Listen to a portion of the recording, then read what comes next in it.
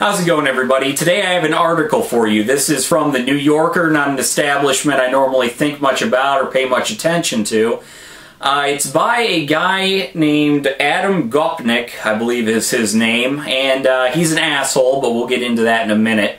I'm going to swear a little bit in this video, so be prepared for it.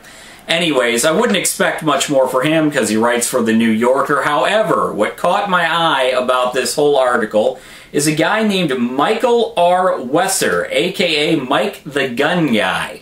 This guy has made the top of my shit list because of this article. He's going around basically saying that he represents me and that he's an expert in the firearms field because he's sold them. He owns a gun shop. He's an importer, retailer, so has a Class 1 SOT. But he's an asshole, and he does not represent you, and you need to be aware that this guy is out there. And I will read this article for you to show you why. I'm going to need my vanilla Coke here because this is going to be a long one. Get comfortable. Alright, let's get into it. Exactly what evidence would change your mind? A reasonable public debate, if all evidence is going to count for anything, always turns to that question. There are a few cases, genocide, mass famine, let's say, on which there really are not two sides of the question. But there aren't a lot of them. Most arguments about the right thing in social policy demand or out to do on what actually works in the real world. The arguments over Obamacare, for instance, tend to get caught up in the endless individual cases, but fall apart over the essential facts that American medicine costs more and does less in socialized kind. I'm not even going to get into Obamacare right now, but if you wanted a good example of socialized medicine, you would turn to a place like Switzerland. Obamacare, no. This is a catastrophe, just blown out of the water. I mean, if you want a good example of socialized medicine that would actually help this country and help our industries become competitive on the world market by taking the burden of health insurance off of them and doing things like that, legitimate cases for socialized medicine, you would look to Switzerland, not this monstrosity that's been rolled out by the Obama administration. But that's an aside. Let's continue. Those of us who have been arguing the case for gun control are so used to the non-responsive response, school bus plunges into ravine, kills people sometimes. Why don't you want to ban school buses? That is a real pleasure to find a response rooted in actual evidence of guns and gun owners. It's good to talk to someone who knows what he's talking about, in reference to this Michael asshole. As it happens, a book is written by a pro-gun, or at least a professional. I'm glad they put that "at least" in there, but I'm not so sure about the professional. Perspective arrived on my desk the other day, called Guns for Good Guys, Guns for Bad Guys. It is by Michael R. Wesser, aka Mike the Asshole, or Mike the Gun Guy in the context of this, who owns a gun shop in Massachusetts. First of all, Massachusetts, you do not go to Massachusetts for an expert on guns. That's like going to fucking Jamaica for an expert on snow. They've never fucking seen the shit. Excuse my language, I'm going to be doing that a lot. And blogs about guns for the Huffington Post. That's even worse. Okay, Wesser is truthful about guns and gun violence in ways that underline essentially cultural or symbolic, if you like, nature of practices involved. America, he points out, is the only country where small arms are fascinating to otherwise law-abiding citizens. First off, the context he places that in is if guns are illegal. He's saying otherwise law-abiding citizens. It's meaning that since we own guns, that's our one travesty against society, is that we own guns. But otherwise, we're okay, people. Fuck you, Mike. Also, I'd just like to point out that this asshole knows absolutely nothing about gun culture, about people who own guns, or guns in general, just by that one quote. Let me rephrase it. America, let me re-say it, America, he points out, is the only country where small arms are fascinating to otherwise law-abiding citizens. Bullshit! New Zealand, Canada, Germany, Australia, Russia definitely, all have gun clubs, they all have gun culture, they all have people who enjoys the hobby, the sport of firearms. There is a gun chat on YouTube that I often frequent that is pretty much exclusively Canadian besides me that go on there. Well, there are other Americans that go on there, but most of the people participating are from Canada. We have people here on YouTube who are from Australia, definitely New Zealand, Russia if you can friggin' understand them, who all love guns, love the sport. All across Europe there are gun and hunting clubs. I mean, it's completely just ridiculous that you say that Americans are the only ones interested in firearms. Firearms are an art form. They are a hobby. They are a sport. They are part of our culture and part of our history. Many, many people are interested in them. Not just Americans. In the UK, I have friends in the UK, one of the most heavily, has some of the most heavily restrictive laws on firearms, who are into firearms and have channels here on YouTube exclusively about firearms. So it's just bullshit. This guy has no idea what he's talking about. He does not interact with normal gun owners. He's not in the community. He's just some asshole trying to sell a book and putting himself out there like he's an expert on firearms and an expert on us. Fuck this guy. He's quite right, however. Uncomfortable it makes either side to say that those of us in favor of gun control aren't really that interested in guns. No shit. The habit that makes our countrymen so fascinated by them are alien to us, and we are therefore blind to their appeal.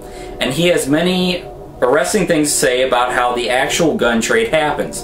Wesser points out, for instance, that guns may be the last consumer product that are still overwhelmingly sold in independent, personally owned stores. I have no idea what point he's trying to make. I mean, he could be making the point that entrepreneurship... I can't talk right now. One second.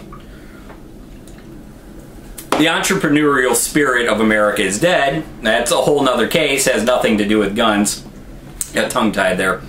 But I have no idea what point he's making. I suppose you could all add wine to that small category, at least in some states. I don't know what point he's making there.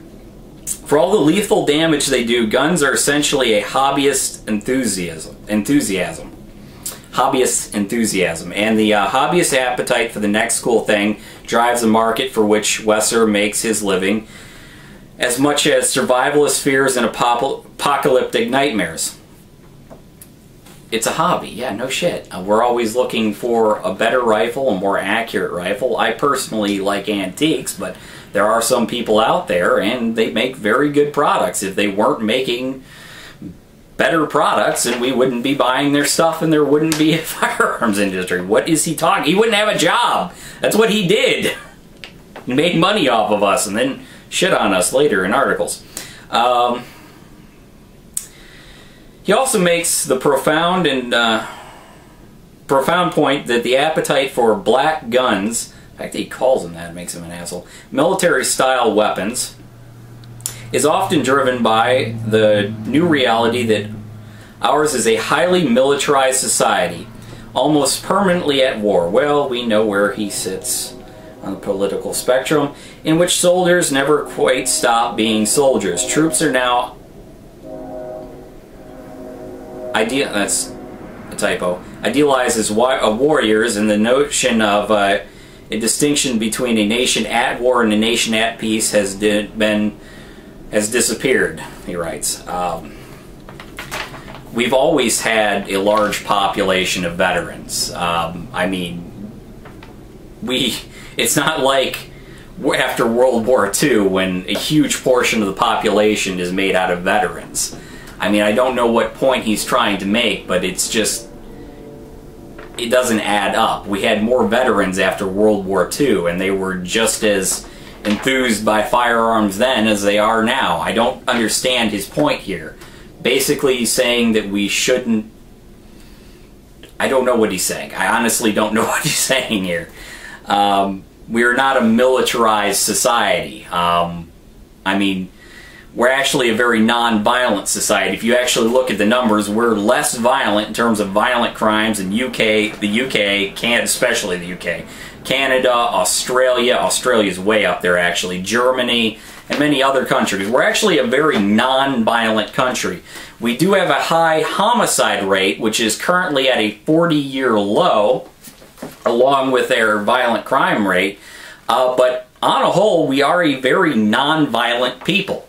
It's just been spewed out there by the media that we are a violent nation. It's just not true. You are more likely to get assaulted, far more likely to get violently assaulted in the UK or Australia than you are here in the United States. He also debunks rather thoughtfully the notion that there are often or even ever occasions when carrying a loaded concealed weapon is likely to make an actual difference in a confrontation. When they do take place, it's difficult for even a trained policeman to hit anything reliably. Above all, he points out that how wildly improbable it is that such confrontations would regularly happen. Well, thank God they don't regularly happen, but I'd rather have a gun on me than not, should they happen. And are you making the point that police officers aren't able to handle that situation either? I don't really know where he's going with that. Granted, many police officers are poorly trained and can't hit the broadside of a barn, but fortunately I can.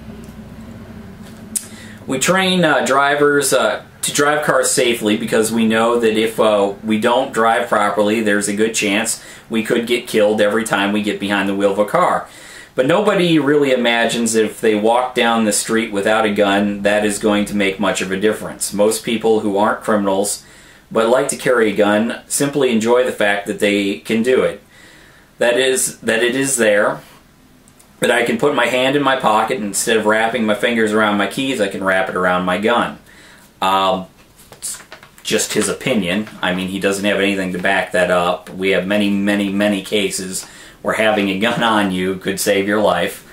Many individual examples. There's actually a channel dedicated to that. A couple channels that regularly put up news reports where people concealed carrying save lives, or stop crimes in process. Impressed by his book, I got Wesser on the phone and asked him where exactly he came down the issues of new laws and preventative practices. He emphasized 2 points. First, that the gap between gun owners and non-gun talkers is immense. Here's the bottom line. Roughly 30 to 40% of households in America have guns, most from habit and convenience. Fuck you. Just want to get that out there. The degree to which gun ownership is a familiar thing is overwhelming. If you don't own a gun and you don't have a family background, which it's part of life, you're totally clueless in terms of what guns mean to people and who own them. I would agree on that. There is part of it that it's passed down, you know, father to son. You learn about firearms, but that's not completely the case. I know many gun owners here on YouTube, here in real life, that I've shot with competitions, I've shot with at just shoots that go on around here, who are first-time gun owners. Their family never had a gun, they don't know anyone who had a gun, they got into the sport for one reason or another. It's just simply not true. Many people get into the sport. It's the same as skating. You just get into the sport. You want to go hunting, you got to get into the sport of shooting. It's just silly. I mean, this whole thing is just silly. I'm not going to continue because it just goes on to talk shit about gun culture, basically. This guy is an asshole. He pisses me off. I can't stand this guy, which is why I'm so pissed off in this video. It mostly pisses me off that he puts himself out there as somebody who knows something about us, who knows something about gun culture, the gun community, and he doesn't participate in it. He knows nothing about it, he doesn't understand, and he's far left-wing, living in Massachusetts and selling people guns in Massachusetts, where it has the most restrictive gun laws in the country. He couldn't possibly understand why you would own an AR-15 or anything like that. I personally don't. I'm a different kind of gun owner. But I respect people who do. I shoot with people who do own those type of firearms. So this guy just blows me out of the water that he's going out there writing books on this crap. I just thought he needs to be known about. Just need to put that out there. One other thing I wanted to mention in this video, I was recently on a radio show called The Midnight Run, put on by my friend Pastor George. He's Second Amendment organizer for Pennsylvania. He organizes some of the rallies. Go check out his channel, and I'll link the radio show below so you can listen to it if you want. But that's pretty much all I had to say. I know this was a long video, but thanks for watching.